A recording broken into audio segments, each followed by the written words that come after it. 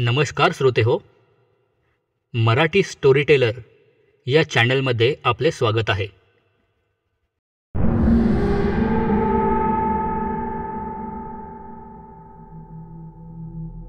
तरी मी अशोकला बजावले होते की नको तिथून नको ती वस्तू उचलत जाऊ नकोस, पण तो कधी ऐकेल तर शपथ. काय भिकार छंद. छंद मला सुद्धा आहे, लिखाणाचा. पण त्याचा छंद नाही तो खटारखाना गोळा करायचा. नुकताच त्याचा फोन येऊन गेला. ताबडतोब बसशील तसा घरी ये म्हणतोय. कशाला? तर परवा आम्ही जेव्हा त्या भुयारात शिरलो होतो तेव्हा तिथे सापडलेल्या एका चमत्कारिक वस्तूमुळे आता तो संकटात सापडला आहे. काय बोलावे आता. एकतर रात्रीची वेळ आणि हा असा घाबरलेल्या अवस्थेत फोन करून माझ्याही मनात भीती घालतोय. पण जावं तर लागेलच. बघू तरी अशोकने काय गोंधळ घातलाय यावेळी. मी लगोलग आवरून बिल्डिंगच्या खाली आलो आणि गाडीत बसून गाडी सुरू केली. संकट नेमकं कसं असेल हे मला कळत नव्हते. म्हणजे असंच काही थातूर मातूर कारण असेल की जीवावर बेतू शकणारं संकट. काहीशा साशंक मनानेच मी अशोककडे निघालो होतो. 2 दिवसांपूर्वीची गोष्ट. कॉलेजमधल्या ग्रुपसोबत आम्ही मुंबई लगतच्या एलिफंटा बेटावर गेलो होतो. प्रवासात सोबत असलेला आमचा ग्रुप तिथं गेल्यावर मात्र विखुरला. अशोक आणि मी देखील फिरता फिरता वर टेकाडावर आलो होतो. आम्ही पहिल्यांदाच तिथं गेलो होतो आणि मुख्य भागापासून या ठिकाणी गर्दी काहीशी कमी होती. अगदी क्वचित म्हणावे असे कुणीतरी दिसायचे. अशोकला तर ती जागा फारच आवडली. मी सुद्धा एक झाड पाहून शांतपणे त्याच्या खाली फटकल मारून बसलो. छान वारा सुटला होता. अशोक इकडे तिकडे फिरत आपल्या शोधक वृत्तीचा परिचय देत होता. बसल्या बसल्या कधी माझ्या डोळ्यांवर झोपेची गुंगी चढली कुणास ठाऊक. जाग आली ती अशोकच्या आवाजानेच. अशोक मोठ्याने आवाज करत मला पुकारत होता. मी गडबडीत डोळे उघडले आणि आसपास पाहू लागलो. अशोकचा आवाज तर येत होता, पण तो कुठे दिसत नव्हता. मी चटकन उठलो आणि त्याला प्रतिसाद देत आवाजाच्या दिशेने जाऊ लागलो. काहीसा पुढे गेलो आणि मला समोर एक मोठाली तोफ दिसली. जवळ जात मी अशोकला आणखी एक हाक दिली. दुसऱ्या क्षणी मला प्रतिसाद आला, पण तो आवाज जमिनी खालून येत होता. मी तोफेच्या आसपास पाहिले आणि मला खाली जाण्याची ती जागा दिसली. त्या भुयारात शिरण्यासाठी खाली जाणाऱ्या दगडी पायऱ्या होत्या. मी बाहेरूनच अशोकला पुन्हा पुकारले. अरे वर काय करतोयस? खाली ये लवकर. हे बघ काय आहे इथे. अशोक मोठ्या उत्साहात म्हणाला. मला खरे तर तिथं जाण्याची अजिबात इच्छा नव्हती, पण म्हटलं पाहू तरी. अशोकच्या हाती कोणतं घबाड लागले ते. दगडी पायऱ्यांवरून सावकाशपणे खाली उतरत मी त्या भुयारात गेलो. खालचे संपूर्ण बांधकाम दगडाचेच दिसत होते. समोर अशोक उभा होता. काय रे, काय विशेष आहे इथे? सगळीकडे नुसते कागद, प्लास्टिक आणि माती. मी त्या दुर्लक्षित भागावर नजर टाकीत म्हणालो. अरे हीच तर खरी गंमत आहे. मला पण सुरुवातीला वाटलेलं की या जागेत काहीच नसेल, पण विचार केला की उगाच कुणी असं जमीन खोदून त्याच्या खाली पक्क दगडी बांधकाम का करेल. हा समोर दिसणारा फक्त एकाच लांब खोलीसारखा भाग आहे इथे. जरी जुन्या काळातलं असलं तरी साहजिकच फक्त एवढ्यासाठी कोणी कशाला इतकी मेहनत आणि खर्च करेल? अशोक भलताच उत्साहित दिसत होता. म्हणजे नेमकं म्हणायचंय काय तुला? इथं कुठं गुप्त खजिना वगैरे दडवून ठेवायची सोय आहे असं तुला वाटतंय का? की तसं काय भेटलंय तुला?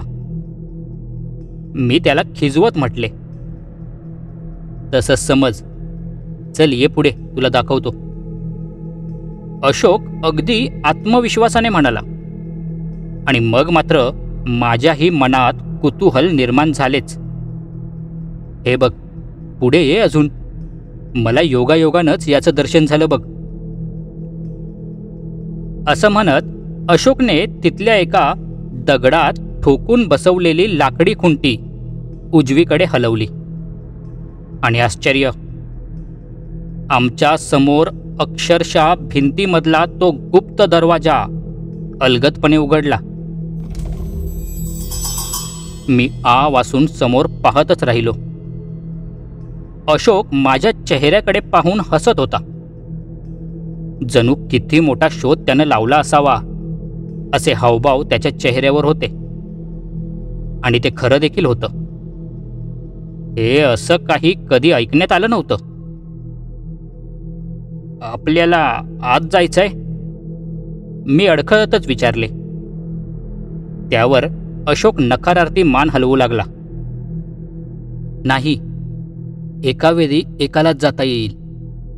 आपण दोघे आत गेलो आणि जर ही लाकडी खुंटी कुणी चुकून जरी हलवली ना, तर आपण कायमच्या आत अडकून बसू. म्हणून आपण आळीपाळीने आत जाऊ. पहिले मी जाऊन बघतो. तोपर्यंत तू बाहेर लक्ष ठेव. मी वरवर नजर मारून येतो. जास्त आत जाणार नाही. कुणीही येताना दिसलं की लगेच हाक मार. काय म्हणतोस? अशोकने विचारले. पण अशोक, सांभाळून जरा. आत काय असेल काही सांगता येत नाही. माझ्या मनात थोडी धाकधूक होती. काय सांगावं? किती वर्षापासून हा मार्ग बंद असेल? मला बाहेर पहाऱ्यावर सोडून अशोक त्या दगडी दरवाजातून आत गेला. मी बाहेरपर्यंत नजर जाईल अशी जागा पकडून उभा राहिलो, जेणेकरून कुणी दुरून जरी येताना दिसलं तरी अशोकला माघारी बोलावता आलं असतं. जवळपास 10 मिनिटे अशोक आत होता. मला तर वेळ खायला उठली होती. आत काय झालं असेल? हवेचा दाब कमी जास्त असला तर? ऑक्सिजनची मात्रा पुरेशी असेल का? एखादा साप, विंचू वा तत्सम काही असलं तर? असे बरेच प्रश्न मला सतावत होते. परंतु समोरून घामाघूम झालेला अशोक बाहेर येताना पाहता चिंता मिटली. आतला रस्ता किती दूरपर्यंत जातोय काही सांगता येत नाही. खूप अंधार आहे तिथे. त्यात खाली चालण्यासाठी फक्त दगडधोंडे आहेत रे. आणि हवा पण खूप कमी आहे. अशोकने धापा टाकतच सगळी माहिती पुरवली. मी त्या भुयाराबद्दल मात्र अजूनही साशंक होतो. तू पाहून येतोयस का? अशोकने माझी तंद्री भंग करत विचारले. नाही रे. मला वाटते तिथे जाण्यासाठी रीतसर परवानगी हवी. शिवाय काही आवश्यक साहित्य देखील सोबत असायला हवं. तेव्हाच भुयारात पाय ठेवणं शहाणपणाचं ठरेल. मी विचार करत म्हणालो. हां, आणि परवानगी आपल्याला भेटणार नाही. अशोकने खंत व्यक्त केली. हो, म्हणूनच हे प्रकरण इथंच संपवू, मी शांतपणे म्हणालो. आणि ती लाकडी खुंटी हलवून भिंतीमधला दगडी दरवाजा बंद केला. मागे वळून मी अशोककडे पाहिले तर त्याच्या हातात काहीतरी होते. मी जवळ गेलो तर अशोक एका जुन्या बनावटीचा ओलसर मातीने बरबटलेला पेन हातात घेऊन निरीक्षण करत होता. हे काय रे, इतका जुना पेन? अरे शाळेत होतो तेव्हाच बंद पडली होती ही कंपनी. त्यानंतर असे पेन मार्केटमध्ये आलेच नाहीत. कुठे भेटला हा? मी नवल व्यक्त करत विचारले. तेच तर यार, मला पण आठवतंय. माझ्या मोठ्या भावाकडे होता तो. आपल्या हाती पेन यायच्या अगोदरच ही कंपनी गायब झाली होती. अशोक आठवत म्हणाला. हो, पण तुला कुठे भेटला? मी पुन्हा विचारले. अरे, आत गेलो तेव्हा पायाखाली काहीतरी आलं. अंधारात नीट दिसलं नाही, म्हणून हात लावून पाहिले तर हा पेन होता. अशोकने स्पष्टीकरण दिले. मग आता घाणीत सापडलेल्या या फडतूस जुन्या पेनाला सुद्धा घरी घेऊन जाणार आहेस का? मी त्याला खिजवत विचारले. एक क्षण विचार करत अशोक बोलू लागला. हो, अरे तेवढीच इथे आल्याची आठवण म्हणून तो मिळालाय. मग त्याला सोबत घ्यायला पाहिजे ना. तुला किती वेळा सांगितले, अशी कुठलीही वस्तू घरी घेऊन जाण्यासाठी नसते मित्रा. प्रत्येक वस्तूसोबत काही आठवणी असतात. त्यांचा काही भूतकाळ असतो. एखाद्याच्या भावना जोडलेल्या असतात. तुला कळतंय ना मला काय म्हणायचंय ते? मी त्याला समजावतच म्हटले. हां, हो हो हो हो, कळतंय मला. तू आता तुझ्या सो कॉल्ड पॅरानॉर्मल इन्व्हेस्टिगेटर मित्रांसोबत कुठे कुठे जातोस, म्हणून तुला सगळं काही तसंच वाटतं, हो ना? यावेळी मात्र अशोकने माझी खिल्ली उडवली. ठीक आहे, घे सोबत, पण आत्ताच चल. तिकडे ग्रुप आपल्याला शोधत असेल. एकतर मोबाईलला नेटवर्कसुद्धा नाही इथं. मी विषय मिटवत म्हणालो आणि आम्ही तिथून निघालो. एलिफंटावरून आल्यावर कालचा दिवस अशोक आणि मी माझ्याच घरी आराम करण्यात घालवला. आज दुपारीच तो निघून गेला आणि आता रात्री हा फोन. अशोकच्या बिल्डिंगखाली गाडी पार्क करत मी बाहेर आलो. 4थ्या माळ्यावर लिफ्टमधून बाहेर पडलोच होतो की मोत्या माझ्या स्वागतासाठी उभा दिसला. ए मोत्या, काय म्हणतोयस? त्याच्या अंगावरून घाईतच हात फिरवत मी त्याचा बेल्ट पकडून पुढे जाऊ लागलो.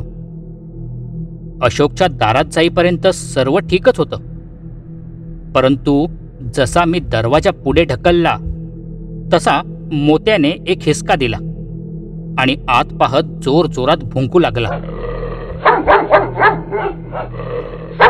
अरे मोत्या! त्याला शांत करण्यासाठी मी खाली वाकेपर्यंत मोत्या पुन्हा लिफ्टच्या दिशेने पसार झाला होता. मी काय ते समजून गेलो. प्राण्यांना धोक्याची चाहूल लवकर लागते. अशोकच्या घरात नक्कीच काहीतरी गडबड होती. मी शांत राहून घरात आत नजर टाकली. अशोक कुठेही दिसत नव्हता. कदाचित बेडरूममध्ये असावा, पण दरवाजा असा उघडा ठेवून मला प्रश्न पडला. त्वरित घाई करत मी सर्वप्रथम मुख्य दरवाजा संपूर्ण उघडला आणि बाजूलाच असलेला सोफा पुढे ओढत दरवाजा बंद होण्याच्या मार्गात अडथळा आणला, जेणेकरून बाहेर निघताना आम्हाला काही त्रास नको. मी पॅरानॉर्मल इन्व्हेस्टिगेशनच्या मित्रासोबत काही अनुभव घेतले होते. म्हणजे अगदीच एक्सपर्ट नसलो किंवा सोबत तसली उपकरणे नसली तरी अशा वेळी काय काय करावे लागते याची थोडीफार माहिती होती मला. दरवाजाचा मार्ग मोकळा केल्यावर मी लगबगीने आत जाऊन बेडरूमचे दार उघडले आणि मला धक्काच बसला.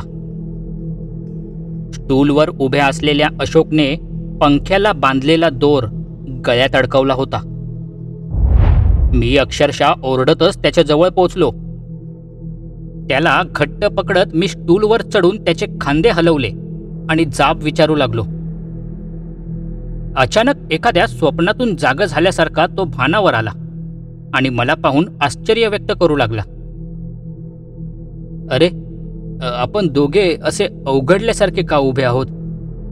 असं म्हणतच त्याने गळ्याला हात लावला आणि मी पाहिले. त्याच्या विस्फारलेल्या डोळ्यांनीच सांगितले की तो कितपत भ्यायला होता. त्याने रागातच गळ्यातला फास काढला आणि आम्ही दोघे स्टूलवरून खाली उतरलो. काय झालं अशोक? मी विचारले. त्याने इकडे तिकडे शोधाशोध केली आणि तो कागद सापडताच त्याने माझ्या पुढ्यात धरला. तू मरणार आहेस. तुला आत्महत्या करावीच लागेल. उठ, तुझी वेळ आली आहे. मी तुला घ्यायला आलोय. एक एक वाक्य 4 वेळा त्या कागदावर लिहिलं होतं.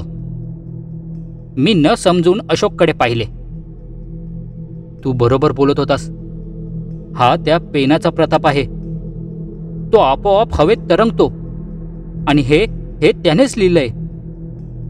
नक्की काय शक्ती आहे माहीत नाही, पण यार, तू नसतास तर माझं काही खरं नव्हतं. आता कसली गुंगी चढली होती माझ्यावर. अशोक अजूनही भेदरलेल्या अवस्थेत होता. काय? पेन आपोआप हे सगळं लिहितोय? शक्य आहे का हे?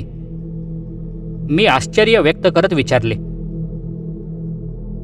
खरं तर पॅरानॉर्मल ॲक्टिव्हिटीमध्ये मी असलं काही ऐकलं नव्हतं. मुळात माझं ज्ञान कमीच होतं. पण तरीही असं काही होऊ शकतं यावर मन विश्वास ठेवायला तयार होत नव्हतं. अरे, मी खरंच. अशोक इतकंच म्हणाला आणि बेडरूमचा दरवाजा धाडकन बंद झाल्याचा आवाज आला.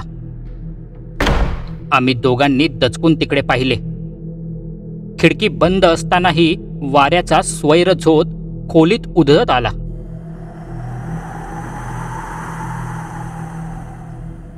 जमिनीवर पडलेले काही कागद वर उडाले आणि पुन्हा तरंगत खाली जमिनीवर आले. आमच्या पुढ्यातच पडलेल्या पेनाजवळ एक कागद आला आणि अलगदपणे तो पेन उठून उभा राहिला. मी प्रत्यक्ष डोळ्यांनी पाहिले. कागदावर काही अक्षरे खरवडली गेली. तुम्ही दोघेही मरणार आहात. मान्य केलं पाहिजे की ते अक्षर सुबक आणि वळणदार होतं. अशोकने भीतीयुक्त नजरेने माझ्याकडे पाहिले. मी त्याला डोळ्यांनीच शांत राहण्यास सांगितले.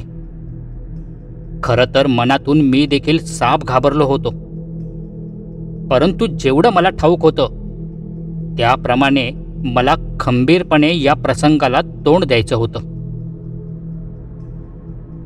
या अनामिक, अमानवी मानल्या जाणाऱ्या गोष्टींच्याही काही मर्यादा असतात. सरसकट कुणावरही हल्ला करणं, त्यांना मारून टाकणं ही अगदीच अतिशयोक्ती झाली. अगोदरच भीतीने मरणारा त्यांच्या जाळ्यात अलगद सापडतो आणि काही ना काही चूक करतो. निडर माणसाच्या वाट्याला या शक्ती जात नाहीत. त्यामुळे अशा प्रसंगात चित्त ताळ्यावर ठेवूनच राहावं लागतं. कुठल्या तरी पुस्तकात वाचलं होतं मी. त्या प्रसंगातही मी मनाशी हसलो. तेवढंच दडपण कमी झालं. अशोकला खुणावत मी बेडरूमच्या दरवाजाजवळ गेलो. तो देखील पटकन माझ्या मागे येऊन उभा राहिला. बघ अशोक, घाबरलो तर संपलो. बाकी सगळं विसर आणि आत्ता या क्षणाला बाहेर पडायचं आहे, एवढंच लक्षात घे. तयार? मी समजावत विचारले. हो, तयार. अशोक सुद्धा बऱ्यापैकी सावरला होता. 1, 2, 3. आम्ही दोघांनी बेडरूमच्या दरवाजावर जोरदार धडक दिली. तितक्यात मागच्या भिंतीकडच्या खिडकीची काच फुटल्याचा आवाज आला. पण तिकडे साफ दुर्लक्ष करीत आम्ही दरवाजाला अजून एक धडक दिली. दरवाजाची एक बिजागरी काहीशी निखळली परंतु पूर्णपणे निघाली नव्हती. मागून आलेल्या वाऱ्याच्या जबरदस्त तडाख्याने खिडकीचा पडदा त्याच्या दांडीसकट मोडून खाली पडला. आम्ही दोघे चेहऱ्यावर प्रचंड ताण घेऊन मागे पाहू लागलो. खिडकीची ग्रिल हलू लागली होती. जणू कुणीतरी अपार शक्ती लावून ती आमच्या अंगावर फेकण्याच्या प्रयत्नात होतं. तो प्रकार पाहून अशोकने तर अगोदरच अंग टाकलं होतं. माझ्याही मनात भीतीने जन्म घेतला होता. दरवाजावर 2 धडका मारण्यात आमची बरीच शक्ती खर्ची पडली होती. अजून किती ताकद लागेल याचाच विचार करत मी दम खाण्यास खाली वाकलो आणि माझ्या शर्टच्या खिशातली छोटीशी डायरी बाहेर पडली. लिखाणाची छोटी छोटी टिपणं लिहिण्यासाठी माझ्या उपयोगाला पडायची ती. अशोक आणि माझी नजर एकाच वेळी खाली पडलेल्या डायरीवर गेली. डायरीवरचा मारुती पाहताच काय स्फुरण चढले कुणास ठाऊक, पण आम्ही दोघे जोराने ओरडलो, चाल चाल चाल, जय बजरंग बली. आमच्या यावेळच्या धडकेत इतकी ताकद होती की दरवाजाच्या 3ही बिजागाऱ्या काडकन निखळून दरवाजासोबत बाहेर गेल्या. क्षणाचाही अवधी न लावता आम्ही हॉल गाठला आणि तिथून थेट मुख्य दरवाजा. अशोकला बाहेर काढत मी सोफा मागे ढकलला. अगदी शेवटच्या क्षणी अशोकने मला बाहेर ओढले आणि बाहेरच्या दरवाजाचा फटका माझ्या पाठीवर पडला.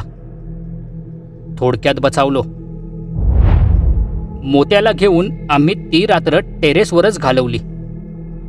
अशोकने सांगितले की घरात पेन घेऊन आल्यापासून मोत्या आलाच नव्हता. रात्री ठरवल्याप्रमाणे दिवस उजाडताच तो पेन देव्हारातल्या एका कापडात गुंडाळून पुन्हा एलिफंटा गाठले आणि जिथून तो आणला होता तिथेच त्याला सोडून आलो. मोत्या पुन्हा घरात शिरला तेव्हा आम्ही चिंतामुक्त झालो होतो. तरीही 2 दिवस अशोकसोबत तिथेच राहिलो, परंतु पुन्हा तसा काही अनुभव आला नाही. आता अशोकने तर त्याचा छंद सोडण्याचे ठरवले आहे. माझ्या छंदाचं विचारताय? ते तर तुमच्यावर अवलंबून आहे. समाप्त. मित्रांनो, कथा आवडली असल्यास लाईक करा, शेअर करा आणि आपल्या चॅनलला सबस्क्राईब करायला विसरू नका. भेटूया लवकरच पुन्हा एकदा एका नवीन कथेसोबत. धन्यवाद.